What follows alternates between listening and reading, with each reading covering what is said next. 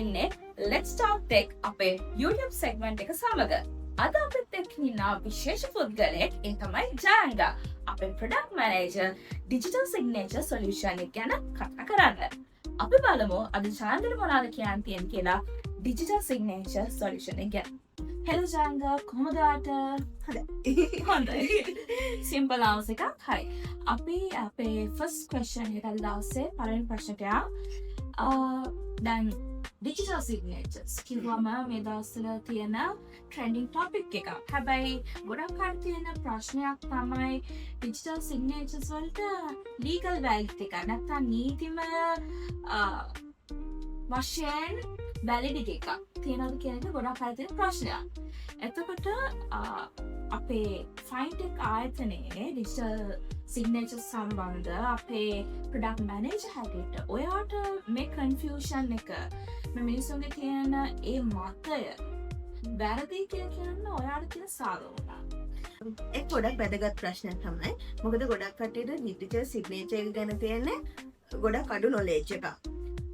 ගොඩක් අය හිතනවා digital signature එක කියලා කියන්නේ ඒගොල්ලෝගේ නම type කරන එක නැත්නම් image එකක් හෙතට paste කරන එක වගේ එකක් කියලා. නෑ, digital signature කියන්නේ එහෙම එකක් නෙමෙයි. ඒක ඇත්තටම cryptographically bounded method එක කියලා අපි ඒකට අඳුන්වන්නේ. ඒ කියන්නේ ඒක ඔයාගේ document එකත් එක්ක merge වෙලා තමයි කෙනෙක් එන කෙනෙකුට ඒක ඔයාගේ සිග්නේචර් එක අරගෙන කොපි පේස්ට් කිරීමේ හැකියාවක් නැහැ. ඒ වගේම ඔයා සිග්නේචර් එක තිබ්බට පස්සේ ඔයාගේ කොන්ට්‍රැක්ට් එකක හරි මොකක් හරි ඇග්‍රීමන්ට් එකකට වෙන කෙනෙකුට ඒ ඇග්‍රීමන්ට් එකේ තියෙන කන්ටෙන්ට් එක චේන්ජ් කරන්නත් බෑ.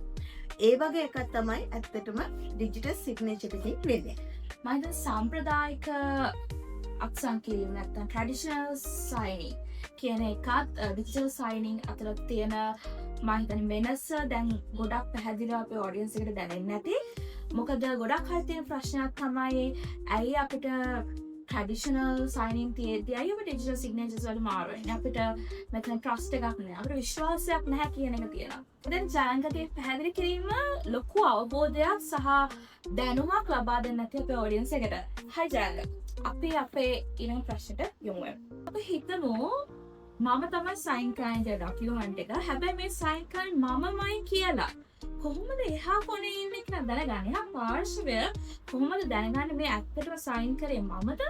නැත්නම් මේක ෆ්‍රෝඩ් එකක්ද? නැත්නම් මේක වංචාවක්ද කියලා කොහොමද ඒක අපි වෙරිෆයි කරගන්නේ? ඔව්.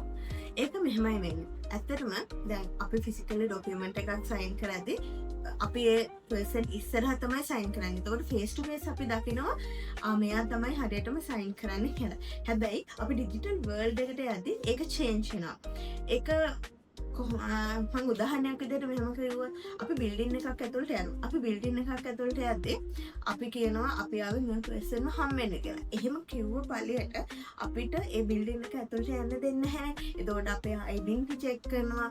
සමහර විට ඒ පර්සන්ට කෝල් කරලා අහනවා මෙයාට එන්න කිව්වද, අපොයින්ට්මන්ට් එකක් තියෙනවද වගේ ඩීටේල්ස්.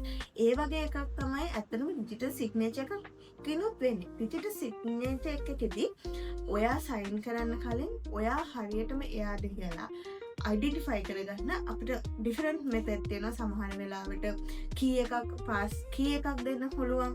එතකොට ඒ වගේම සමහර විට ගවර්න්මන්ට් ඔතොරිටි තියෙන අයිඩෙන්ටිටි කාඩ් එකක්, ඩ්‍රයිවිං ලයිසන් එකක්, පාස්පෝර්ට් එකක්, ඒ වගේ එකක ඉමේජ් එකක් වගේ රික්වෙස්ට් කරන්න පුළුවන්. සමහර විට ඔයයි එයයි විතරක් දාන්න මොකක් හරි අපි කියන්නේ OTP කී එකක් කියලා OTP කී එකක් රික්වෙස්ට් කරන්න පුළුවන්. ඒ වගේ ඔයාට ගැළපෙන විදිහට ඔයාගේ රික්වයර්මන්ට් එක අනුව ඔයාට ඒ අයිඩෙන්ටිෆිකේෂන් එක හදාගන්න හැකියාවක් තියෙනවා. ඔව්, මම හිතන්නේ ජයංග හරිම ලස්සන උදාහරණයකින් කියලා පෙන්නවා කොහොමද කවුරු හරි බිල්ඩින් එකට එන්ටර් වෙනකොට අපි NIC එක හරි මොකක් හරි රික්වෙස්ට් කරලා ඇතුළට ගන්නවා වගේ කොහොමද ඩිජිටල් සිග්නේචර්ස් වලදී මේ ක්‍රියාවලිය වෙන්නේ කියලා මම හිතන්නේ ඒක හරිම සාර පැහැදිලි කිරීමක් වගේම හොඳ පැහැදිලි කිරීමක් මම හිතන්නේ අපේ ඔඩියන්ස් එකට. හරි. අපි හිතමු කාට හරි මේ ඩිජිටල් සිග්නේචර් කියන එක කාගේ හරි එකක් කාට හරි හොරකම් කරනවා කියන concept එක අපි හිතමු ස්ටීල් කරනවා. ස්ටීල් කරලා ඩිජිටල් සිග්නේචර් එක අපි හිතමු කිසිම ඒ පුද්ගලයාට අදාළත්වයක් නැති වංශනික ඩොකියුමන්ට් එක ප්ලේස් කරනවා. අපි normally copy paste කරන Word documents වල එකකින් copy කරලා ඊළඟට paste කරනවා. ඒ වගේ system එකක් තියනවා ඩිජිටල් සිග්නේචර්ස් වල. ඒක කොහොමද වෙන්නේ? ඔව් මම අර ඉස්සෙල්ලා ඔයාලට පැහැදිලි කරා වගේ ඩිජිටල් සිග්නේචර් එකක් කියන්නේ ක්‍රිප්ටෝග්‍රැෆිකලි මෙතඩ් එකක්. බවුන්ඩ් වෙනවා ඒක ඩොකියුමන්ට් එකත් එක්ක. එතකොට ඔයාට දැන් අපේ ෆිසිකල් ඩොකියුමන්ට් එකක් සයින් කරාට පස්සේ ඒක ස්කෑන් කරලා ඒක පුළුවන් පර්සන් කෙනෙකුට ඉමේජ් එකක් ස්ටිකර් එකක් විදිහට හදලා එයාට අවශ්‍ය ඩොකියුමන්ට් එකකට ෆේස් කරන්න. හැබැයි ඩිජිටල් සිග්නේචර් එකකදී එහෙම කරන්න බෑ. මොකද ඔයාගේ සිග්නේචර් එක ඔයා එතන තිබ්බට පස්සේ ඒ ඩොකියුමන්ට් එකම ලොක් වෙනවා. ඒක තමයි ඇත්තටම ඩිජිටල් සිග්නේචර් එකක් අපි යූස් කරන එකේ වාසිය තියෙන්නේ. මෙහෙම හිතන්නකෝ ඔයා ෆිසිකල් ඩොකියුමන්ට් එකක් සයින් කළා. ඒ සයින් කරපු ඩොකියුමන්ට් එක අපි පාට හරි ඊමේල් කරද්දී සාමාන්‍යයෙන් ස්කෑන් කරලා තමයි ඊමේල් එක යවන්නේ. එතකොට ඒ ඊමේල් එක ලැබෙන පර්සන්ට පුළුවන් ඔයාගේ සිග්නේචර් එක ස්ටිකර් එකක් විදිහට හරි ඉමේජ් එකක් විදිහට හරි අරගෙන කොපි පේස්ට් කරන්න. හැබැයි ඩිජිටල් සිග්නේචර් එකකදී එහෙම කරන්න බෑ. ඒක ඔයා අපි අර කලින් කිව්වා වගේ ක්‍රිප්ටෝග්‍රැෆිකල් මෙතඩ් එකකට යන හින්දා ඔයාගේ ඩොකියුමන්ට් එකත් එක්ක ඔයාගේ සිග්නේචර් එක බොන්ඩ් වෙලා තියෙන්නේ. එතකොට ඔයාට පේනවා මේක ඉමේජ් එකක් විදිහට තමයි තියෙන්නේ කියලා. හැබැයි ඒක ඇත්තටම ඔයාට නොපෙනෙන ඩිජිටල් සිකියුරිටි ගාඩ් එකක් වෙනවා. කවුරු හරි ඒක කොපි පේස්ට් කරන්න හරි ඒ වගේ try කරලා කොපි පේස්ට් කරලා එයාට පේන්නේ නිකන් අර නම්බර්ස් ටිකක් කෝඩ් එකක් වගේ විතරයි. හරියටම ඩිජිටල් සිග්නේචර් එකක් විදිහට එයාට පේන්නේ නැහැ. ඉතින් මේක ඇත්තටම එහෙම බය වෙන්න ඕනේ දෙයක්වත් වෙන කෙනෙකුට මගේ සිග්නේචර් එක ගන්න පුළුවන් කියලා හිතන්න පුළුවන් දෙයක් නෙමෙයි. ඇත්තටම එහෙම එකක් කිරීම ටෙක්නොලොජිකලි ඉම්පොසිබල් දෙයක්. බේසිකලි මම හිතන්නේ ජයන්ත මේක ලොක් එකක් විදිහට ක්‍රියේට් වෙනවා. ඒ කියන්නේ සයින් කර පස්සේ ඒක ඔටෝ ලොක් වෙනවා වගේ මම හිතන්නේ සිස්ටම් එකක් තියෙන්නේ. මම හිතන්නේ මම නිවැරදි. හරි. අපි එහෙනම් ඊළඟ ප්‍රශ්නට යමු. හරි. ජයන්ත අපි ඊළඟ ප්‍රශ්නට අපි හිතමු මම සයින් කරලා මොකක් හරි ක්ලෝසර්ස් ඇග්‍රීමන්ට් ප්‍රයිසින් තියෙන මොකක් හරි ඩොකියුමන්ට් එකක් මම සයින් කරලා යවුවට පස්සේ එහා පැත්තේ ඉන්න පුද්ගල රිසීවර්ට ඩොකියුමන්ට් එකේ මොන යම්පොතයක් වෙනස් කරන්න පුළුවන්ද? ඔව් ශිහාරා. ඇත්තටම ඔයාලා කලින් කිව්වා වගේ අපි ඩොකියුමන්ට් එකක ඔයාගේ සිග්නේචර් එක තිබ්බට පස්සේ ඒ ඩොකියුමන්ට් එක ලොක් වෙනවා. ඒ ලොක් වුණාට පස්සේ ශිහාරා ඒ ඩොකියුමන්ට් එක අනිත් පුද්ගලයාට රිසීවර්ට යන්නේ ඇත්තටම ලොක් වෙච්ච ඩොකියුමන්ට් එකක්. ලොක් වෙච්ච ඩොකියුමන්ට් එකකින් ඒගොල්ලෝ ලොක් කරගන්නවා ඕගොල්ලොන්ගේ තියෙන single characters not only single character ඔයාගේ ඩොකියුමන්ට් එකේ තියෙන ස්පේස් එක පවා එයා ලොක් කරලා තියෙන්නේ. එතකොට වෙන කෙනෙක් ඔයා හිතන්නකෝ ප්‍රයිසින් එක වගේ චේන්ජ් කරන ඔයා $1000 1000 තියෙනවා නම් ඒක 10000 වලට චේන්ජ් කරාට පස්සේ ඇත්තටම අපිට හිතෙන්නේ පොඩි බින්දුවක් වැඩි වුණා කියලා විතරයිනේ. හැබැයි ඒක එයා සිග්නේචර් එක ඒක චේන්ජ් කරාට පස්සේ ඔයාගේ ඩොකියුමන්ට් එකේ වැලිඩිටි එක නැති වෙනවා. එතකොට සයින් කරපු පර්සන් විදිහට මම සයින් කරා නම් මට වෝනින් මැසේජ් එකක් එනවා ඔයා සයින් කරපු ඩොකියුමන්ට් එකක ලීගලි වැලිඩිටි එක දැන් නැති වෙලා තියෙන්නේ කියලා. ඒක යම් කිසි වෙනස් වීමක් වෙලා ඒ නිසා මේක ලීගල් වැලිඩිටි නැහැ කියලා. නෑ කියලා. එහෙම වෝනින් එකකුත් අපිට එනවා. ඒ වගේම එතකොට අනෙක් පුද්ගලයන්ට යන්නේ ඒක ඩිජිටල් සිග්නේචර් එකක් විදිහට විතර නෙමෙයි. ඩිජිටල් සිග්නේචර් එක තිබ්බ ඩොකියුමන්ට් එකක් විදිහට නෙමෙයි. නිකන් ජස්ට් ඇන් ඩොකියුමන්ට් එකක් විදිහට තමයි යන්නේ. හරි.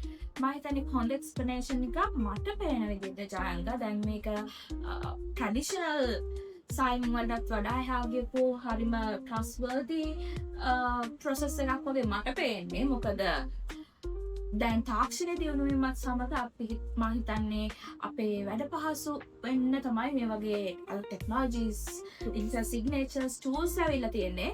ඉතින් මේ වගේ ටූල්ස් එක මම හිතන්නේ අපේ හැමෝගෙම එදිනදා වැඩ පහසු කරනවා. ඒ වගේම අපි හැමෝම මේවා ගැන දැනුවත් වීමත් මම හිතන්නේ හොඳ දෙයක්. හරි ජයංග අද දවසේ අන්තිම ප්‍රශ්න ඩිජිටල් සිග්නේචර්ස් ගැන මේ වැලිඩිටි එක කොහොමද? ඒ කියන්නේ අවුරුදු 10ක් 20ක් ඒ වගේ දිගු කාලයක් පුරාවට මේ ඩිජිටල් සිග්නේචර්ස් කියන එකේ වැලිඩිටි එක නැත්නම් වළංගුතාවය තියනවද? ඔබේ සිහලා ඇත්තටම මේක හොඳ ප්‍රශ්නයක්. මොකද ටෙක්නොලොජි කියන එක දවසින් දවස චේන්ජ් වෙනවා. අද තියෙන එක නෙමෙයි හෙට තියෙන එක. ෆාස්ට් අපිට ට්‍රැක් කරගන්න බැරි වේගකින් දියුණු වෙමින් යන එකක්. ඒතකොට ගොඩක් මිනිස්සු හිතනවා ඒක එක්ස්පයර් වෙලා තියෙන. මගේ සිග්නේචර් එක දැන් එක්ස්පයර් වෙලා ඇති. ඒක වැලිඩිටි එකක් නැතුව ඇති කියලා. එහෙම එකක් වෙන්නේ නැහැ. ඇත්තටම අපි ඒකට කියනවා long term validity කියලා. ඒක හරියට ටයිම් කැප්සූල් එකක් වගේ. ඔයා සිග්නේචර් එකක් තිබ්බට පස්සේ මොකක් හරි ડોකියුමන්ට් එකක හරි ටැග් එකක හරි ඒක වැලිඩ් වෙනවා. වැලිඩ් පීරියඩ් එකක් ඔයාට දෙන්නත් පුළුවන්. ඒ කියන්නේ ඔයා හිතන්නකෝ ඔයා 2040 වෙනකම් මගේ මේ සිග්නේචර් එක වැලිඩ් කියලා ડોකියුමන්ට් එකක තිබ්බොත් ඒ කාලේ පුරාවටම ඒ සිග්නේචර් එක ඒ ડોකියුමන්ට් එකක වැලිඩ් වෙනවා.